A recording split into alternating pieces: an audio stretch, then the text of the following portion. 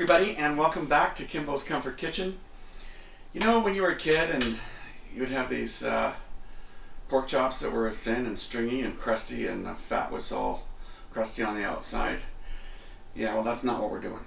Today we're going to make juicy pork chops. We're going to make pork chops that aren't overcooked, that are going to have an incredible tenderness to them, and it's actually a pretty simple way to do it. One is you need good ingredients, so buy good pork.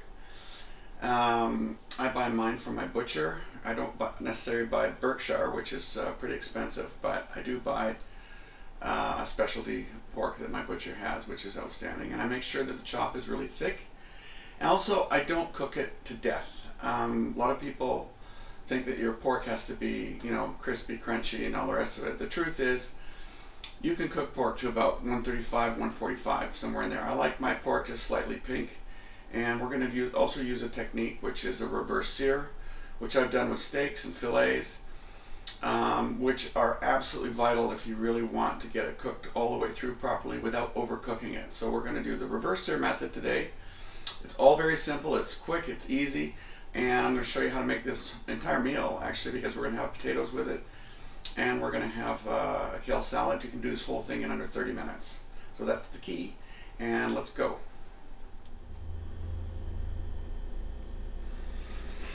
Okay, so here we have a center cut chop, and you know, you see the nice thickness on this. This is what we're looking for. All chops are not created equal. If you get a nice thick chop, you're going to get a juicy chop. Now you'll see here on the side I've made some cuts. And that's so that when we cook this, that the fat along this side isn't going to pull all the meat together. So I've got some avocado oil, because it has a higher temp smoke point. Do that. I've washed it, obviously, nice and clean. Now some people would like to brine it, but you know what? I'm not going to, because I'm not going to barbecue it and I'm not going to smoke it. I'm going to do the reverse sear on this. So I don't really need to. What I will do is I'm going to put some seasoning salt on it. And I'm going to put some cracked pepper. Now a lot of people say, oh, well, you know, you need fresh cracked pepper. Well, we're going to cook this pepper both in the oven and on the frying pan. So to be honest, I think you'd be hard pressed to tell the difference. There is a time and a place for fresh cracked pepper. This isn't one of them. Yeah, and we're just going to rub that in. I'm going to let that sit for about 15 minutes. This is already, by the way, it's been sitting at room temp. This is not straight out of the fridge. You never want to take your protein straight out of the fridge and into any type of cooking environment. Let it sit outside and get to room temp before you start to process it. Okay, so we'll be back in a sec.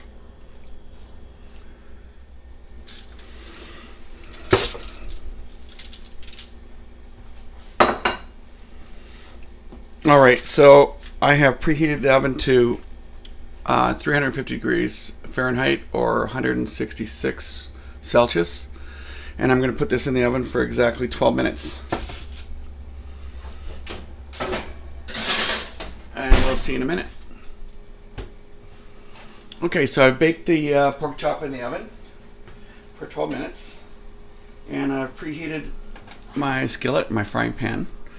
And I've got, all I have is a little bit of butter and a little bit of avocado oil, as I keep repeating, because I love the smoke point on it. But not very much, because I'm not looking for a real crust, but I do want it to be,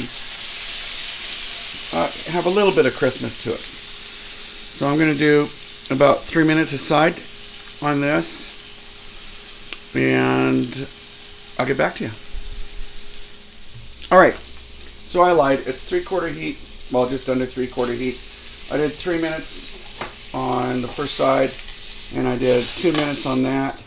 And by the way, that is about 140 I like 135, but if you want to just figure out what the doneness is by this, use this, that, and that, and you feel this muscle here.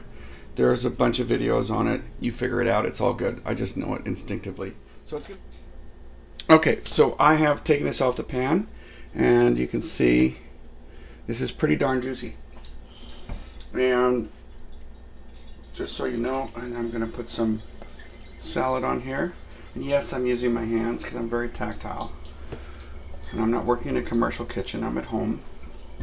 And I know how to wash my hands properly, so it's all good. This is a kale salad.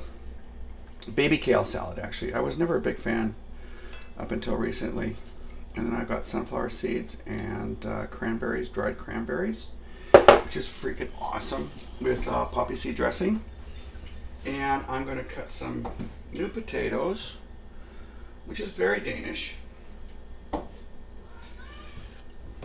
And normally, yeah, that would be Caesar, my cat, who decided that he wants to have some of this, but he's not getting any of it. Because, you know, I'm very mean to my cats. So, here we go.